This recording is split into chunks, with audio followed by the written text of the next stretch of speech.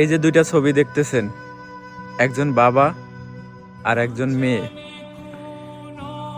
এই লোকটা অল্প বয়সে দুর্ঘটনায় মারা যায়, আর তার লাশের সামনে তার মেয়েটাকে একজন ব্যক্তি কোলে নিয়ে বলতেছিল যে তোমার বাবাকে ডাক দাও, তাকে উঠতে বলো।